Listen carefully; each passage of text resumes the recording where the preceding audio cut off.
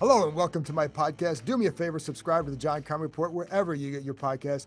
If you're watching on YouTube, hit that like button, hit that subscribe button. You can find us there as part of Ampire Media, Ampire. Always much appreciated when you tune in, and you can read my work on ESPN.com. And don't forget, you gold members doing the Zoom session at 7:30 p.m. Friday night. So join us there. Bring your questions, comments, bring whatever you want, your enthusiasm for Sunday's game, whatever. But join me there for a private Zoom session for the gold members. So if you're watching on YouTube, you can see I'm being joined by Sammy TikTok from the Washington Post. Sam Fortier. Shout out, Mrs. Fortier.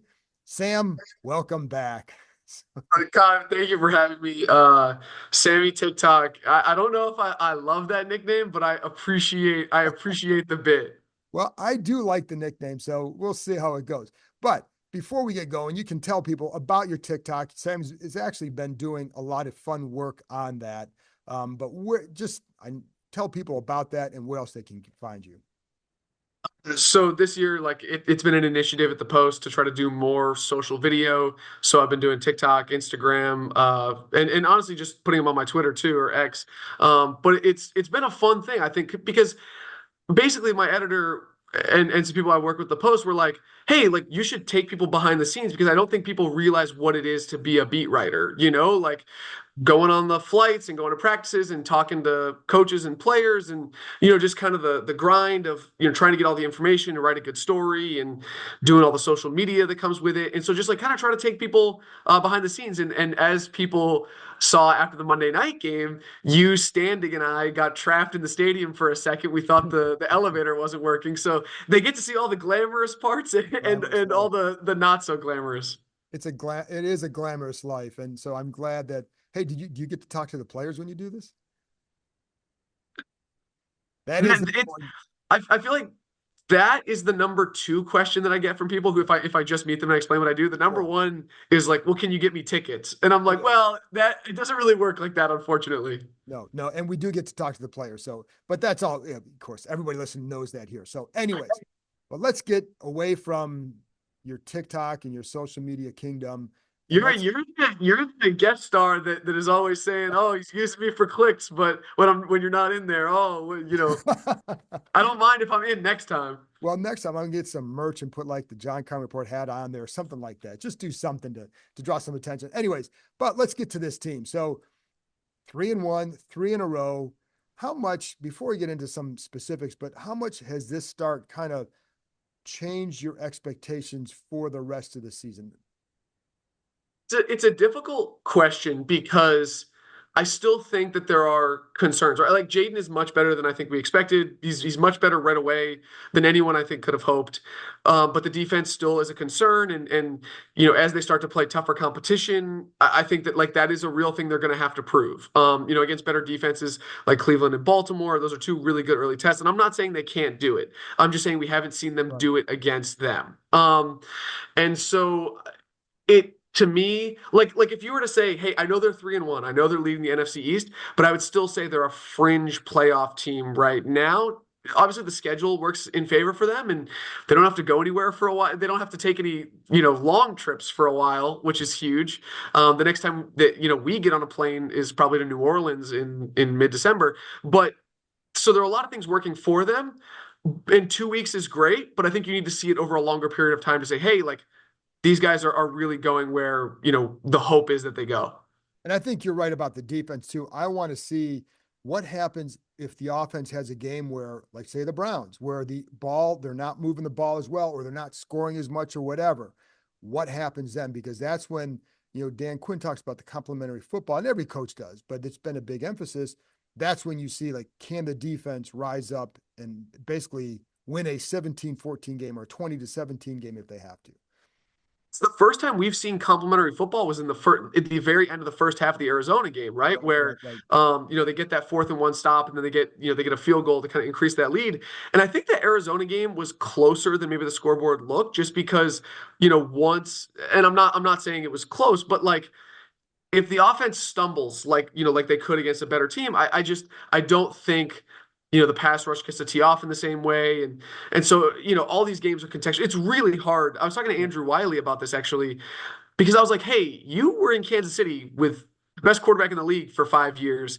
how many games have you won by that many points? And he was like, dude, maybe 4 or 5. Like that just doesn't happen in the NFL. And so, I think you see a lot of games come down to the fourth quarter. And so can the Commanders play complementary football when it matters? Can the defense rise up when they're not put in good situations or when they have challenges? And I should say that stop. They got to stop right after Jaden threw the pick, which was some good complementary football as well. So we're seeing flashes, and you got to be encouraged by that. But they got to be more battle tested to really believe it. But it's so funny because even I don't want to harp on Sunday's game, but even in a blowout game, there are always like a handful of plays early that can turn the game. Like Washington converts on a 3rd and 4 deep in its own end zone, deep in its own zone, and goes out and scores a touchdown. Then on the next possession, Arizona fails to pick up a 4th and 1, and it's like right there the game starts to shift, right? And like, but there's always a handful of those plays that can shift a game that turns into a blowout. But if those plays go differently early, then we're not getting there. So it's just that's where the NFL is. But I do think, obviously a good sign that they did that.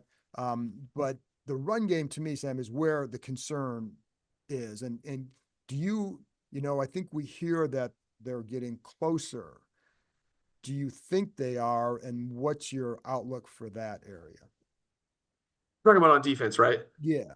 Yeah, and I would say like this is a great example from Arizona, right? Like if they don't build that lead and the Cardinals are able to feed Connor a little more, do they start having, because they had some success. They, obviously the D line had some nice plays as well, and Frankie Louvu had a nice stop, but can they do that consistently? Because the defense has been out of sync. They haven't fit the run super well. Can they do that consistently? I think that's going to be a huge question mark for me going forward. I know that if Nick Chubb plays, like he's not going to be at 100%, which is great news for the Commanders because I think he is excellent running back.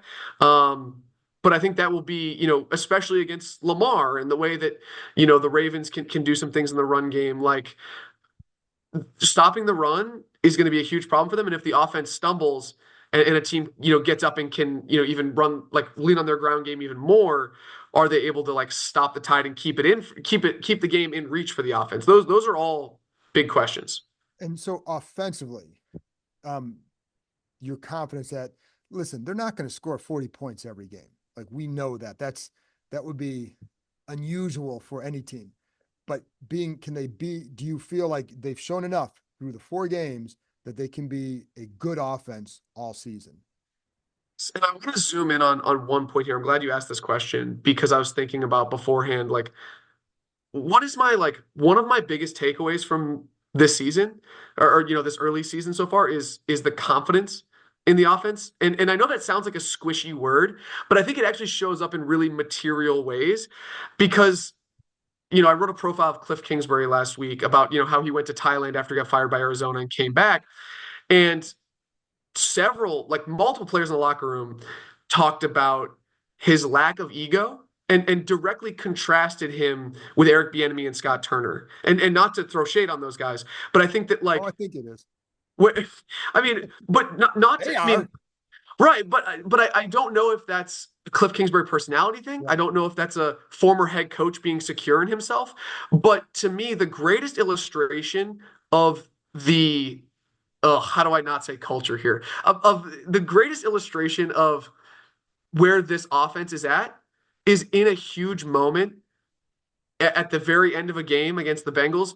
Terry goes up to Kingsbury and says, like, hey, I want to run this. And I think it's a really great distillation because so many people knocked Cliff Kingsbury for always lining Terry up on the left, right? And the Commanders offense changes because it's the field and the boundary. It's not just left and right. But when Terry McLaurin says, not only should you throw me, the go route into the boundary, but because Dax Hill hasn't seen me a ton, the right side corner for the Bengals hasn't seen me a ton, that actually gives me an advantage because I've been playing on the left most of the game. So to me, it's been a huge, like the confidence that players are playing with, the confidence they have in each other to say, hey, like I feel like this is going to work, and I feel like people are going to listen to me and the way that they've been collaborating together. There's going to be times where Terry is going to say something like that and it's not going to work out. But I think that that trust and that belief in getting everyone on board, like that is a massive deal because we haven't seen that here in a long time. Well, I will say this. If you remember at the end of the season last year with Sam Howell, now he's obviously not here anymore, but one of the questions was asked what they'd want from a new, a new coordinator or whatever. And it's like basically they wanted collaboration. And I think they're getting it from Kingsbury. And I do think it goes back to what you said about, maybe some egoless football. And I think that that makes a big difference. You wanted to say something. I feel like I should have said this, but I was like rambling too much, and I was like, okay, I have to stop now. But like, dude, when Terry was telling the story about him calling that route into the boundary to win the game against the Bengals, my brain just immediately went to when we were in MetLife Stadium last year, and Terry was talking about when the Giants went 0 and they were just like killing Sam Howell, and Terry was like, "Look, when they go 0, that creates downfield opportunities for us, and we need to call those plays to give us chances to win deep, and we're not doing it." And Terry was obviously diplomatically being like, "EB, you got to open this thing up. Like if they're gonna 0 us, we got to go downfield." And just like those to me is an incredible contrast and like a really good distillation of obviously the quarterback is different and that's a huge part of this, but like that's a really good distillation of where they're at with the offensive coordinator this year. Sure, and I think that's a good point because you see that now, and there's just more balance, and you know that players were frustrated, and there was a stubbornness to what they were trying to do, and not listening to others. Those were all complaints we heard last year, right? And not to harp on last year, but I think like you said, just to kind of illustrate the difference and why maybe it's working now. And you look at the offensive line, and there were people criticizing or questioning that group, and I'm not going to sit here and Neil say, Longley, I should well, point out. listen, I was just gonna say, I'm not gonna sit here and say I thought they'd be great, but I would always phrase it, I have questions, not concerns, because the problem was we didn't know the impact of all these factors on the line. Just like the factors on the line last year were sometimes out of their control, play calling, quarterback play. Well, the converse now is like the quarterback play. Jaden Daniels is really special in the pocket, and that helps them. The play calling helps them, and then their own performance is helping as well. Exactly. Like you went from a coordinator that wanted to call drop back pass an insane amount with a quarterback that would hold it too long sometimes to an offensive coordinator that understands. I think that's been one of the most impressive things about Cliff this year is like he understands he has a special quarterback, but he also understands that he doesn't have to leverage him every play. He Right. is scheming up easy answers and saying, okay, like we're really gonna put it on your shoulders like 6 to 7 times a game. And I think that like Jaden and against the Bengals, great example. Like in those moments, Jaden has come through. Obviously he missed the deep pass to Terry against the Giants, or maybe it was the Bucks. I can't remember at this point, but like there's moments that he is coming through and Cliff is putting him in the right situation, and it's quick game, and Jaden knows where his answers are. He gets to his checkdowns quickly. So I think that like the disparity in outcomes is not the same as the disparity in talent this year, but I just think everyone is elevating each other right now as opposed to hurting each other. Well, I think the word confidence goes a long way too, because I think that also plays throughout the team. When you have a quarterback playing as well as Daniels is, it gives the others confidence and hope that you're never out of a game, where you're never out of a play. Like the third down and 13 to Noah Brown, he's not the first read. He's the last read. And yet he's running his route full speed, getting over there. And because Luke McCaffrey's running his route full speed, it occupies a backside safety that then leaves Brown open. And then Daniels extends the play. So it's like his ability to extend the play keeps receivers engaged throughout the play. And I think, but that's all, there's a confidence thing that filters down to every level of what this team does, I think. Think it's like a feedback loop, right? Right. Because PFF, for example, graded Washington's offensive line, I think one of the best, if not the best in the league last week. And I was talking to an offensive lineman about that today, or the other day, and he was like, look, like that's great and all, but I know that when I evaluated the film, I gave myself a sack and Jaden escaped it and ran out of it. And so like I am going to look better to people because like Jaden is who he is. And he was like, that is like I obviously want to play better. I don't want to get beat and potentially allow a sack. But your teammates' ability to pick you up in that regard. Like when Cliff said, "Oh, I called one of the worst plays of my career at the end of that week 1 game," and Jaden still like ran it and scored anyway. Like I think those little moments just add up for people because instead of being like, finger pointing, it's like, oh, like that guy picked me up. I need to pick him up now, you know? That's a good point because that's when you know you have something good, and you watch the slime sessions with Jaden and the linemen, and like it's fun to watch. You don't see that often with quarterbacks here, and you just don't. And I think that matters, but picking one another up matters. And I think it matters when the quarterback has a certain mindset that they are willing to say like, yes, I need to do better for him. If they're not fond of him, they might not say that. It may be harder to say that, but I think that goes a long way with how they gravitate to that personality of his. And that, Yeah, I would say about Jaden, like, I spent a lot of time before the season writing about and thinking about him. I went to San Bernardino, I went to Baton Rouge, I talked to like 60 people to be like, who is this guy? And everybody said like when he has success, like he never gets too high, never gets too low. And Jaden, claims that like the last time he felt like really rattled was when he was 6 years old. His dad was yelling at him after a flag football game. And you hear those stories, but you hear those stories about every quarterback. I think that's just like a part of the job description to play NFL quarterback. But when he's winning rookie of the week, when he's winning rookie of the month, when people nationally can't stop talking about him, and Tom Brady and Aaron Rodgers and all of these guys are talking about how good he is, and in the locker room at least, and we're not around him all the time, but when we see him, he is unchanged. He is unfazed. And he's just a normal dude who's, making jokes and talking trash with Bobby Wagner. Like, I think that says a lot. And the question is, if this keeps happening, can he still stay that way? right. And that's only an answer for down the road. But I mean, to this point, through LSU, through all that last year, he has. And so there's no reason to think it won't, but you never know what happens down the road. Just like looking at Sunday's game. So 3-1, and you talk about like, what can sustain. But in the past, this team has had people always say a hard time handling success. Well, they haven't handled success because they haven't been very good. Like there's a reason, you know what I mean? We're not talking about 11-win team and they lose a couple games of bad teams. We're talking about an average team that loses to other average or bad teams, right? But does it feel like this team is better equipped to handle what's now coming at them, which is positive publicity after a couple good wins in a row? And like they're now suddenly a team that used to be scorned is now a fun team and a team that people are embracing. No, I would say I know that some people talked about the Arizona game as a trap game coming off Monday Night Football, but like if you're a road underdog, I don't think that's necessarily a trap game. This I do think fits definition of a because you are favored, you're at home. I think, the fans are going to be really excited and ownership is going to be really excited to come home and say like, hey, like this guy who just balled out the last 2 weeks and became the talk of the NFL, like he's for real. And I think that you have to, if you want to like prove to fans, hey, we're different, get people to buy back in and buy jerseys and devote the time to come to games and do things like that. Like you got to win games like this. And I'm not saying it's a must win. And if it's competitive and they lose, like you just can't do what you did.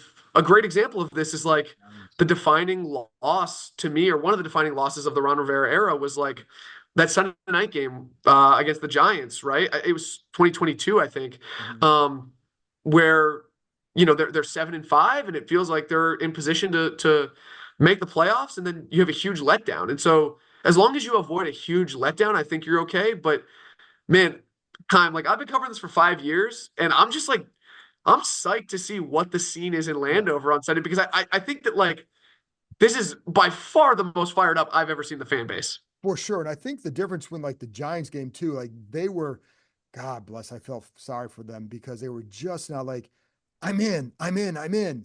And then it's like, oh yeah, they laid another egg, right? Like they were a hard team to embrace because they never came through when they needed them to do that.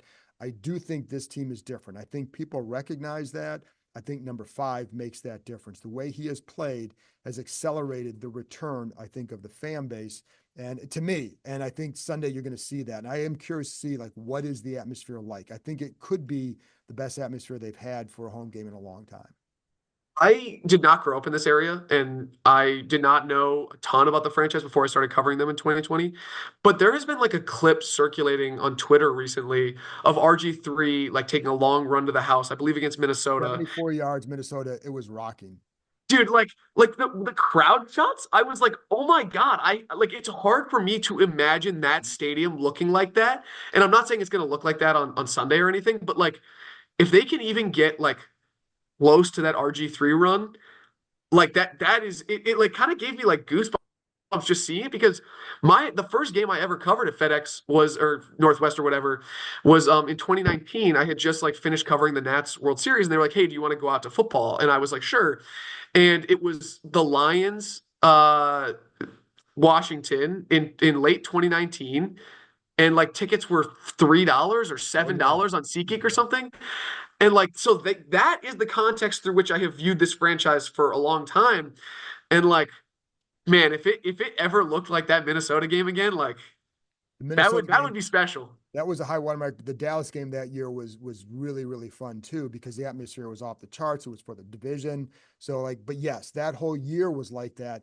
And you always wonder, when will fans come back? Will they come back? And I think again, I think to me this accelerates the return of interest. Like I'm hearing people now for the first time, like kids talking about like, yeah, I've been a Commanders fan for a long time since last year. But like Jaden Daniels though is a reason why you're going to see them. I mean, you're going to see so many number 5 jerseys in the stands. Like, I just think that it's really kind of, it feels like it's there, right? It's there for the taking. You win this game, and it's not really about this game isn't going to win them back per se.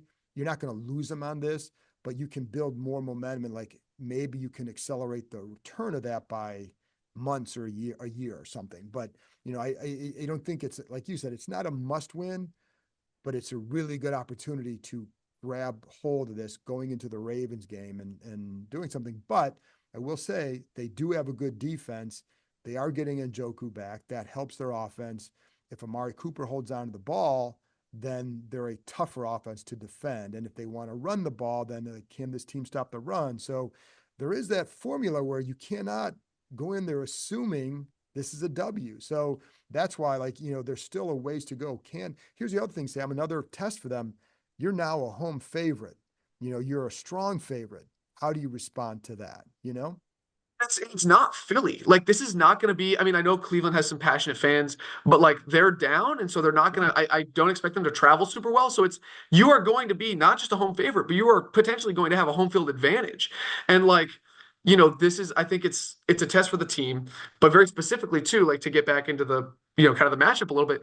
Like Deshaun is not playing well. They're beat up front. Like Deshaun has been hit 49 times in 4 games, which is the most in the NFL. The difference between him and the second, whoever is second, I can't remember right now, is the same as the difference between number 2 and number 16. Like he is getting hit a ton. Like you have to capitalize if you're the pass rush here and like get after the quarterback and not allow him to get to Njoku or some of the other weapons on the outside, which they do have good weapons on the outside.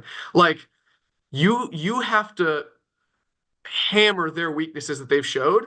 And so to me, it's just like it just yeah, like I'm just fired up, man. I'm just fired up to see what happens on Sunday. Listen, I mean, we don't sit there and we're not fans, right? But you are human. And it's so much more fun to go to a game where there's an atmosphere that's big and you're watching a good product on the field and you're covering a guy that's an exciting talent like Daniels. It just is, right? And so like, but you cover this to go to games in fun atmospheres. Going to games in December where they're already out of it is just dreadful. I remember talking to a fan like the day that the sale became official, and I remember talking to a fan who was like, it's hard not to be angry sometimes about like how much passion and energy I've put into football that didn't ultimately matter. Like it's easy to buy in right now and feel like, oh, like this is going somewhere. This is going to mean something. But he was like, I look back, on all those years that I spent like on my couch devoting my Sundays to, and like it wasn't ever gonna mean anything. Like we weren't doing anything significant. And like when he said that, like it's just like that's really stayed with me because like I get paid to go do this and cover this team, right? Like that this is my job and I love writing and I love reporting and I love watching football.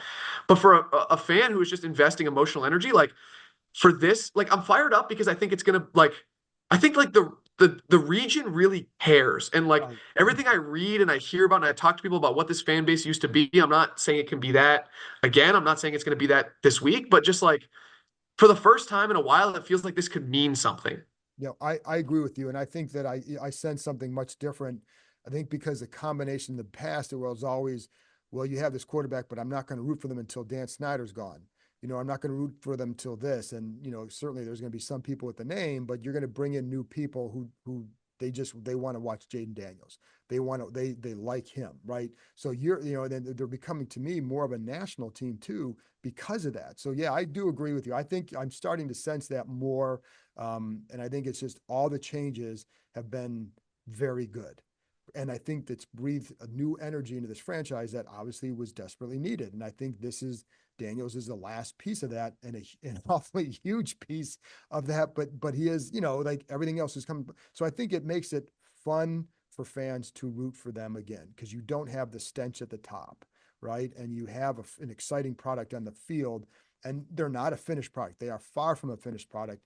And I think what I like is that they're not, doing things to say like, oh my gosh, now that you're 3-1, let's just go do this. And I think they're going to still take a patient roster building approach. Last thing, are you surprised? Like, what surprised you maybe the most about whether it's Jaden or anything else so far?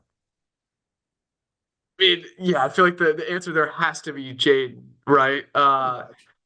And I think that like just so we can avoid talking in generalities or cover things that you've probably covered before, I would say that maybe the most surprising thing to me, or not the most, but like one specific thing that I want to shout out is like when I went back and watched the game copy and the all 22 from week one, I was like, is this unit equipped to go up tempo as much as Cliff Kingsbury wants them to? Because the communication looked sloppy. They had all these like pre-snap penalties, and even the next week in the red zone, they had all these penalties.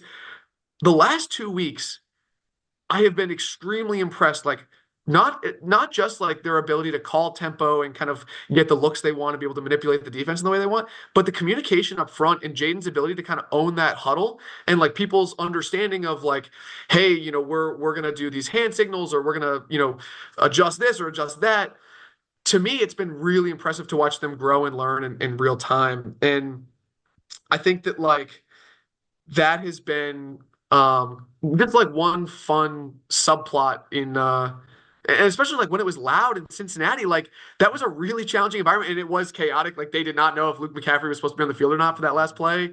But like but they're figuring it out. And I think that kind of loops back to the theme that we were talking about earlier of like people are just figuring it out and elevating each other. And the pre-snap communication is one minor tiny detail of that.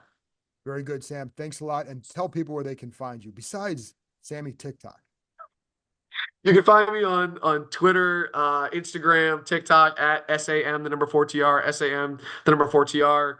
You can find me in the Washington Post. You can find me here, although I don't know if I can do this again for a long time after the Sammy TikTok nonsense. I'll curb that a little bit, but all right. All right. Thanks, Sam. Yeah, thanks, Keim. Appreciate it, man.